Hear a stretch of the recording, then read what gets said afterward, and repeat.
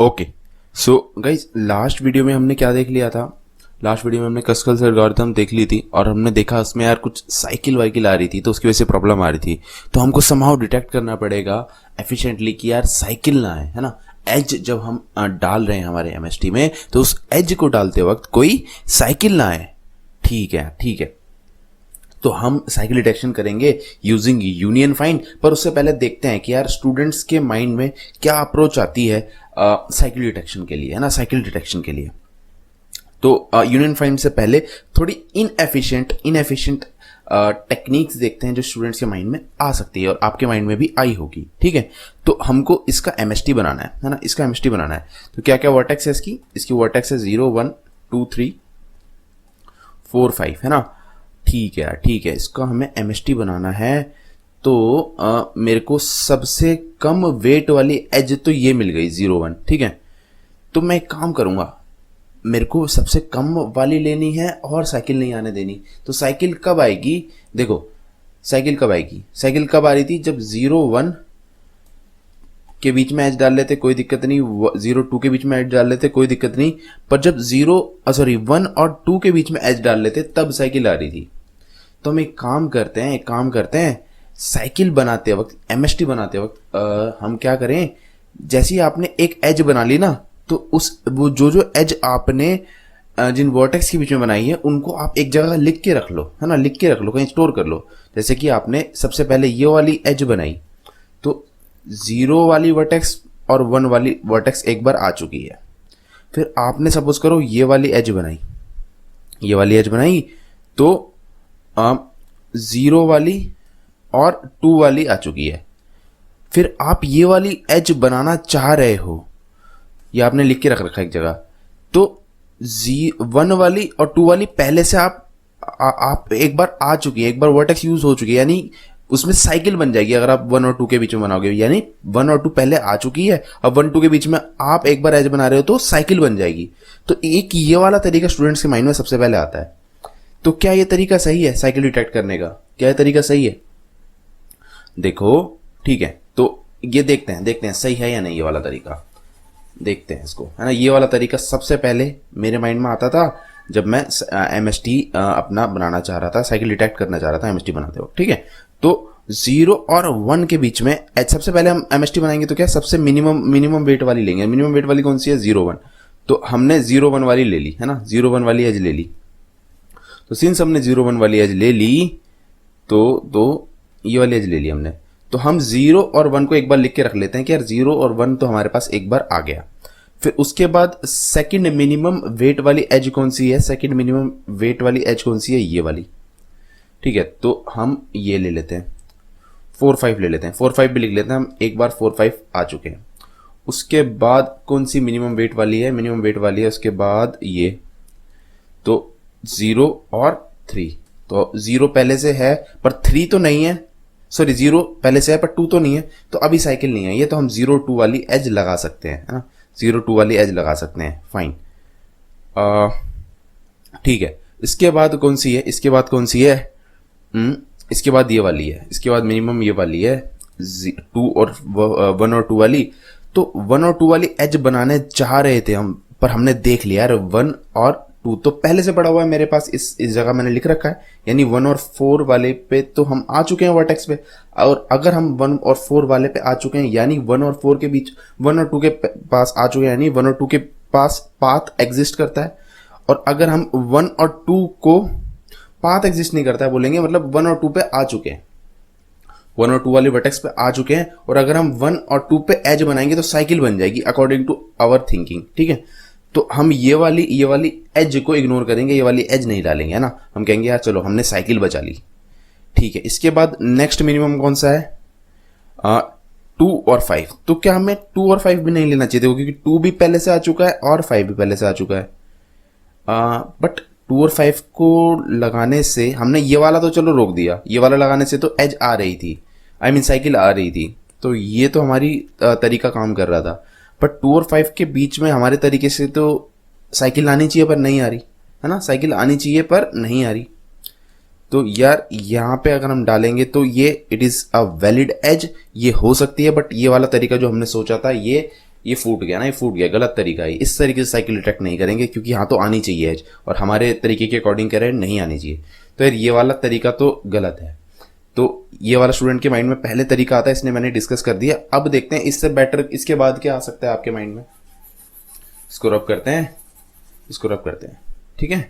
मैं यहाँ पे वो वर्टेक्स लिख देता हूँ वापस से।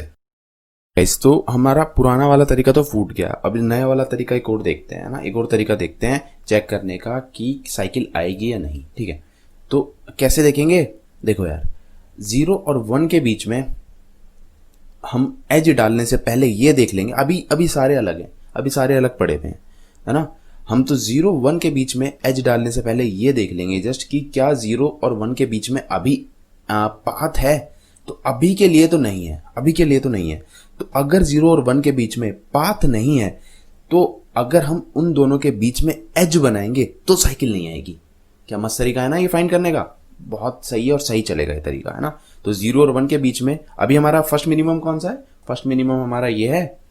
तो 0 और 1 के बीच में अभी कोई एज नहीं है, एज नहीं बोलेंगे, पाथ बोलेंगे। तो कोई 0 1 के बीच में पाथ नहीं है, तो हम एज डालेंगे तो कोई साइकिल नहीं आएगी। तो यार ये वाला तरीका सही लग रहा है, ये वाला तरीका सुनने में सही लग रहा है।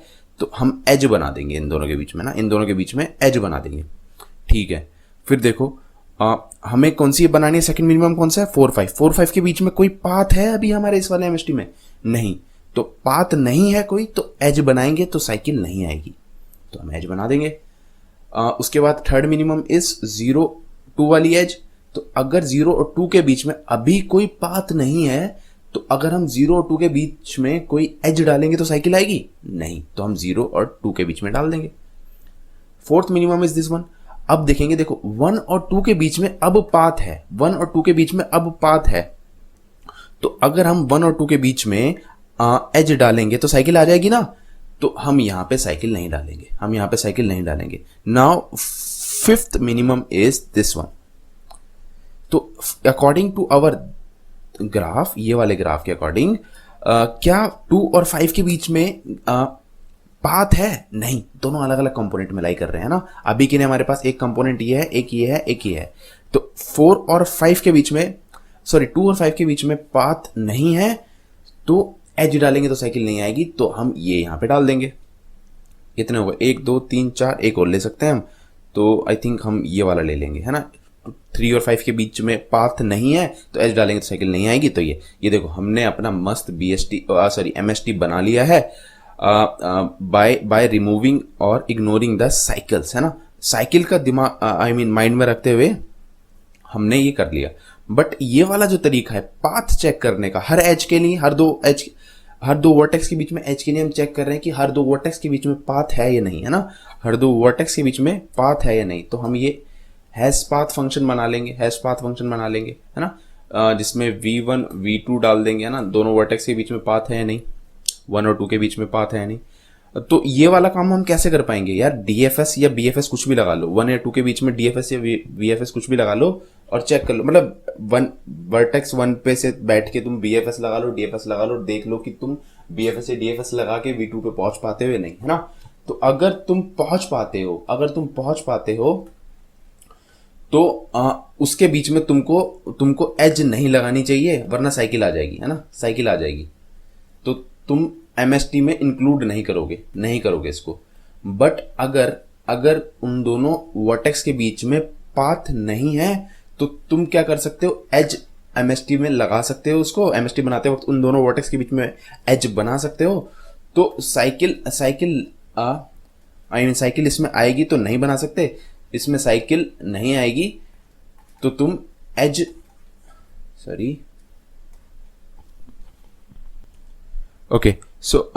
इसमें साइकिल नहीं आएगी तो तुम एज बना सकते हो, ठीक है। आई होप आपको समझ में आ गया है। तो ये पाथ हैश पाथ वाला फंक्शन आप बीएफएस या डीएफएस यूज करके बना सकते हो। तो हर एक एज को चेक करने के लिए, हर एक दो वर्टेक्स के बीच में एज बनेगी या नहीं बनेगी, आपको बीएफएस या डीएफएस लगाना पड़ेगा। तो उसकी टाइम कॉम्प्लेक्सिटी होगी ये, है ना, टाइम कॉम्प्लेक्सिटी होगी ये हर एज के लिए, है ना। और हमें पता है इनकम्प्लीट ग्राफ हमारी ई क्या होती है, वी स्क्वायर, है ना, वी स्क्वायर। तो ये vertex square plus V, it should be V. तो अप्रॉक्सीमेटली इस वाले तरीके से हम साइकिल चेक कर रहे होंगे, तो वी स्क्वायर काम कर रहे होंगे, वी स्क्वायर टाइम में कर रहे होंगे। तो इसको बेटर करने के लिए हम यूज करेंगे union find technique to find a cycle. ठीक है, तो अब रब करते हैं, अब देखते हैं यूनियन फाइंड मेथड से, यूनियन फाइंड से हम कैसे साइकिल डिटेक्ट कर सकते हैं। ठीक है, तो ये रब करते हैं, फिर स्टार्ट करते हैं यूनियन फाइंड। ओके गाइस, सो देखो इसमें यूनियन फाइंड में कैसे करेंगे। ये वाला हमको एमएसटी ग्राफ दे रखा है, इसका एमएसटी फाइंड करना है। तो साइकिल डिटेक्ट नहीं होनी क्रिस्कल एल्गोरिथम से करना है। तो देखो फाइनली हम कर कैसे रहे होंगे इम्प्लीमेंट इसको, है ना, क्रिस्कल एल्गोरिथम को डिटेक्ट साइकिल ना, ये इस चीज माइंड में रखते हुए। तो जैसे ये 6 वर्टेक्स हैं, तो 6 वर्टेक्स को यूनियन फाइंड तरीका बता रहा हूँ मैं आपको, अलग अलग डिसजॉइंट सेट्स में मान लेंगे कि यार ये सब अलग अलग पड़ी हुई है इनिशियली, है ना, इनिशियली अलग अलग पड़ी हुई है, डिसजॉइंट सेट्स हैं। और यूनियन सेट वाले तरीके से, यूनियन फाइंड वाले तरीके से हम मान लेंगे कि जीरो का पेरेंट जीरो ही है, ये अपना ही पेरेंट है। रूट पेरेंट इसको मैं कह दूंगा टॉप मोस्ट पेरेंट या फिर रूट पेरेंट, इसको टॉप मोस्ट कह दे, टॉप मोस्ट इसमें जो पेरेंट है ना। तो जीरो का पेरेंट जीरो ही है, 1 का पेरेंट 1 ही है, 2 का पेरेंट 2 ही है, 3 का, मतलब ये अपने अपने सेट में अलग अलग पड़े हुए हैं। देखो तो हम एमएसटी बनाएंगे कैसे इसमें, तो ठीक है। तो अभी सबसे कम वेट वाली यहाँ पे साइड में बनाते रहेंगे। सबसे कम वेट वाली ये वाली है ना, 0 1 वाली, तो यहाँ पे वर्टेक्स लिख लेते हैं, यहाँ पे पेरेंट लिख लेते हैं। तो सबसे कम वाली हम चाह रहे हैं कि हम 0 और 1 के बीच में एज बना दें, 0 और 1 के बीच में एज बना दें। तो ठीक है, 0 और 1 के बीच में हम एज तब बना पाएंगे जब इन दोनों के पेरेंट डिफरेंट हो, यानी कि ये दोनों डिफरेंट कंपोनेंट में लाई करते हो या फिर डिफरेंट, प्रिसाइजली कहूं मैं, डिफरेंट सेट में लाई करते हो। तो अभी मैंने क्या कहा, इनिशियली हम मान लेंगे कि ये सारे अलग अलग सेट में, अपने अलग अलग सेट में पड़े हुए हैं। तो हम 0 और 1 के, जैसे मैंने आपको बताया ना, 0 1 2 3 4 5 इनिशियली सब अलग अलग सेट में पड़े हुए हैं। तो ऐसी मान लो यूनियन फाइंड में ऐसी होता है कि अभी इनिशियली अलग अलग सेट में पड़े हुए हैं। तो 0 का पेरेंट, अगर हम 0 और 1 के बीच में एज बनाना चाह रहे हैं, तो 0 का पेरेंट 0 है, 1 का पेरेंट 1 है, तो इन दोनों के पेरेंट डिफरेंट है, या फिर कहूं मैं टॉप मोस्ट पेरेंट डिफरेंट है, तो इन दोनों के बीच में एज बन सकती है। तो हमने ये वाली एज जो है सक्सेसफुली बना ली, ये वाली एज सक्सेसफुली बना ली। बट अब जैसे ही हमने 0 और 1 के बीच में एज बना ली, तो अब ये वाला एक कंपोनेंट है, ये ऐसे डिजॉइसेंट ऐसे हो गए, यानी ये वाला एक कंपोनेंट में लाई कर रहा है ना, ये 0 और 1 एक कंपोनेंट में लाई कर रहा है। अब चाहे तुम 1 को 0 का पेरेंट कह लो या 0 को 1 का पेरेंट कर दो, ये तुम्हारी मर्जी। तो मैं लेट सपोज करो 0 का पेरेंट 1 बोल देता हूं, तो यहाँ पे मैं 1 कर देता हूं, है ना। आप अगर 1 की जगह 0 करो तो एक ही बात है, जैसा करना चाहो वैसा कर लो। तो मैंने यहाँ पे 1 कर दिया, ठीक है। तो अब ये कंपोनेंट है और ये 4 अलग एक कंपोनेंट है, फाइन, ठीक है। अब देखते हैं मैं कौन सी एज बनाना चाह रहा हूं। सेकंड मिनिमम वेट वाली एज मेरी है ये वाली ना, ये वाली।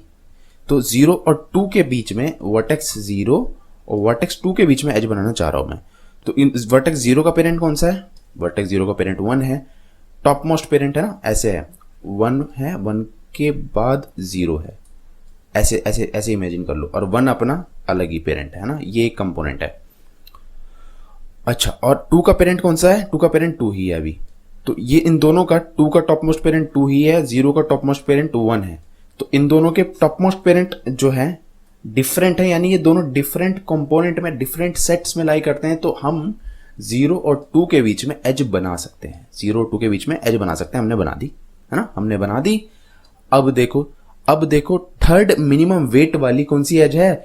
अच्छा, इसके साथ साथ फिर हम अपडेट भी कर देंगे इसको। तो 2 का top most parent is now 1, या फिर 1 का टॉप मोस्ट पेरेंट 2 कर दो, या तो तुम ऐसे ऐसे इमेजिन कर लो इसको, या फिर ऐसे इमेजिन कर लो, कुछ फर्क नहीं पड़ता। इसका मीनिंग ये है कि ये एक सेट में लाई करते हैं, है ना। तो मैंने ऐसे इमेजिन कर लिया, आपको जैसे करना है वैसे कर लो, है ना। तो अभी के लिए 1 टॉप मोस्ट पेरेंट है और इसके 2 चाइल्ड है। ये ऐसे आपको ड्रॉ करने, समझने के नहीं करना है, बाकी ये ऐसा ट्री बनाना नहीं है ना। तो 1 टॉप मोस्ट पेरेंट है 2 और 0 का, ठीक है। अब मैं एज बनाना चाह रहा हूं, थर्ड मिनिमम वेट वाली मेरी एज ये है ना 1 2। तो अब मैं 1 2 वाली एज बनाना चाह रहा हूं, तो 1 2 एज बनाने जाऊंगा तो मैं कौन सी एज बनाने जा रहा हूँ, 1 और 2 वाली। तो 1 2 वाली एज जब बनाने जा रहा हूँ तो 1 का पेरेंट तो 1 ही है टॉप मोस्ट, 2 का टॉप मोस्ट पेरेंट भी 1 है। तो ये देखो ये सेम हो गए ना, ये सेम हो गए, डेट मीन्स ये सेम सेट में लाई कर रहे हैं। अब ये वाले 3 का एक सेट है, इन तीनों का अपना अपना अपना सेट है ना। तो अब क्योंकि ये सेम सेट में है, ये मैंने इनके पेरेंट सेम है, इससे जज कर लिया, तो ये वाली एज हम बनाएंगे तो साइकिल हो जाएगी, तो ये वाली एज हम नहीं बनाएंगे। यही है यूनियन फाइंड से साइकिल डिटेक्ट करने का तरीका, है ना। तो आई होप आपको अच्छे से क्लियर हो रही है एल्गोरिदम। वैसे तो आई गई होगी समझ में, फिर भी हम करते रहते हैं, इसको आगे फॉलो करते हैं। तो ये वाली एज नहीं बनाएंगे, चलो तो ये वाली एज नहीं बनाएंगे हम। उसके बाद थर्ड हो गई, फोर्थ मिनिमम वाली कौन सी है, 4 5। तो 4 और 5 के बीच में बनानी है। 4 और 5 डिफरेंट कंपोनेंट में लाई कर रहे हैं, 4 और 5 का पेरेंट अपना अपना है, तो इसका 4 का पेरेंट है 4, 5 का पेरेंट है 5, डिफरेंट है तो एज बन सकती है। तो 4 और 5 के बीच में एज बना देंगे, है ना, 4 और 5 के बीच में एज बना देंगे। और 4 का पेरेंट 5 कर दो या 5 का पेरेंट 4 कर दो। मैंने ये कर दिया, ऐसे ऐसे इमेजिन कर लिया, ठीक है। तो यानी 5 टॉप मोस्ट है तो 4 का पेरेंट 5 मैंने इमेजिन कर लिया। आपको जैसे करना है वैसे कर लो। अभी के लिए क्या सिचुएशन बन गई कि ये एक कंपोनेंट में, ये एक डिसजॉइंट सेट में लाई कर रहे हैं, ये एक में और ये एक में, ऐसा है ना, ऐसा करके चलो चीजें आ रही हैं अच्छे से आपको समझ में, है ना। तो 4 और 5 हमें कितनी एच चाहिए वैसे, बाय द वे 5 एच चाहिए ना एक एमएसटी बनाने के लिए ना, स्पैनिंग ट्री बनाने के लिए 5 एच चाहिए, क्योंकि 6 वर्टेक्स हैं। तो हमने 1 2 3 तो ले ली, 2 और चाहिए भैया। तो हमने ये वाली ले ली, ये ले ली, ये ले ली। अब now what is our fourth minimum, fourth minimum is this one. तो 2 और 4 के बीच में बनाना चाह रहे हैं, तो 2 और 4 के बीच में बनाना चाह रहे हैं। 2 का पेरेंट 1 है, 4 का पेरेंट 5 है, 2 का पेरेंट 1 है, 4 का पेरेंट 5 है, तो बना सकते हैं। तो हमने बना दी। बट अब इनके पेरेंट भी अपग्रेड कर दो। तो 2 का ये कर देते हैं, ऐसे मान लेते हैं। तो 5 का पेरेंट वो कर देते हैं जो 2 का पेरेंट है। तो यहाँ पे यहाँ पे 4 पे क्या कर दें, 4 और 5 इन दोनों का ही पेरेंट कर दें 1 1 1। तो अब क्या सिचुएशन बन चुकी है, ये वाले एक कंपोनेंट में या एक सेट में लाई कर रहे हैं, और एक ये जो ये वाला सेट है उसका टॉप मोस्ट पेरेंट है 1, है ना, और जो ये वाला है उसका टॉप मोस्ट पेरेंट 3 ही है। अच्छा बहुत सही है, मजा आ रहा है ना अब तो हमने ये वाली एज भी बना ली, अब इसके बाद देखो हमारा थर्ड वर्टेक्स रह गया अभी। तो थर्ड के साथ देखते हैं कहाँ बनती है। 1 और 3 के बीच में ये वाली मिनिमम मिल रही है अब हमको, 5 के बाद 6 मिल रही है, 6 वेट वाली है मिनिमम। तो 1 और 3, तो 1 का पेरेंट क्या है 1, हम चाह रहे हैं कि 1 और 3 के बीच में समहाउ एज बन जाए। इसको मैं थोड़ा सा ऊपर खिसका देता हूं, ठीक है।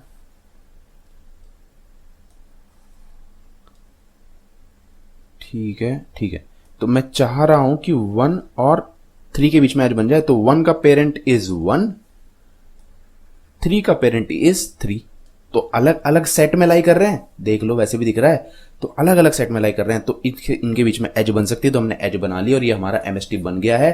अब हम 3 को चाहे अपडेट कर दे 1 से, या 1 को सारे इन सब का पेरेंट हम 3 कर दे। चाहे तो हम यहाँ पे 3 लिख दें, यहाँ पे 3 लिखेंगे तो ये सारे 3 हो जाएंगे, है ना।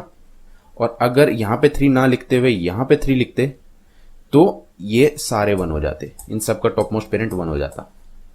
एल्गोरिथम देखेंगे तो समझ में, कोड देखेंगे समझ में आएगा। वैसे आपको आई होप एल्गोरिथम समझ में आई होगी। और ये इसका देखो एमएसटी बन गया 0 2 4 5, ये ना, ये मैं यहाँ पे साफ साफ लिख देता हूँ 0 1 2 3 4 5, है ना। ये हमने साइकिल नहीं बनने दी, साइकिल डिटेक्ट करते रहे बीच बीच एमएसटी बनाते वक्त अपने, और हमने अपना एमएसटी बना लिया है, ठीक है। तो ये होती है क्रुस्कल्स एल्गोरिथम। आई होप आपको अच्छे से समझ में आ गई होगी। इस यूनियन फाइंड की अगर मैं टाइम कॉम्प्लेक्सिटी की बात करूं तो क्या होगी, इसको रब कर देते हैं पहले। सो टाइम कॉम्प्लेक्सिटी देखते हैं। तो हैशपाथ वाले तरीके से तो v प्लस ई थी, है ना, o of v plus v square worst case में, कंप्लीट कंपोनेंट वाले केस में हैश पाथ वाले में। तो सपोज करो हमको अगर हमारा ग्राफ या ट्री स्क्यू ट्री की फॉर्म में मिला है ना, एक साइड में सारी वर्टेक्स हैं, ट्री भी तो एक तरीके का ग्राफ ही है। तो अगर हमको ऐसा ग्राफ मिला है 3 है ना, 6 8 है ना, कुछ भी एक नंबर दे दो। यहाँ पे हमें ये चेक करना है कि 8 और जो मैं यहाँ पे 10 जोड़ने जा रहा हूँ क्या साइकिल बनेगी। तो उसके लिए मेरे को इनका टॉप मोस्ट पेरेंट देखना पड़ेगा। 10 तो हमारा अलग लाई कर रहा है, तो मैं 8 और 10 को कनेक्ट करने से पहले हमारे MST में ये चेक करूंगा कि 8 और 10 के बीच में लाई करती है, नहीं तो मैं इसका टॉप मोस्ट पेरेंट देखूंगा 8 का, तो वो 0 है। तो ये चीज मैं बिग O ऑफ V में जितने वर्टेक्स है उसमें काम कर पाऊंगा। तो ये देखो हमने साइकिल डिटेक्ट कर ली इस वाले केस में, जो हमने यूनियन फाइंड वाला तरीका देखा है बिग ऑफ V में, वेयर इज हैश पाथ वाले तरीके से जब हम देख रहे थे तो big of V plus E से हम कर पा रहे थे। तो ठीक है, उससे बेटर है। तो इस वजह से हम यूनियन फाइंड वाला तरीका यूज करते हैं। ठीक है, तो आई होप आपको अब अच्छे से क्रुस्कल्स एल्गोरिथम समझ में आ गई होगी, साइकिल डिटेक्ट भी आप कर पा रहे होगे। तो अब नेक्स्ट वीडियो में देखेंगे कैसे कोड करेंगे क्रिस्कल्स एल्गोरिथम अपनी। ठीक है, तो इस वीडियो में इतना ही गाइस, आई होप आपको बहुत कुछ सीखने को मिला होगा। तो इस वीडियो में इतना ही। Thank you so much for watching.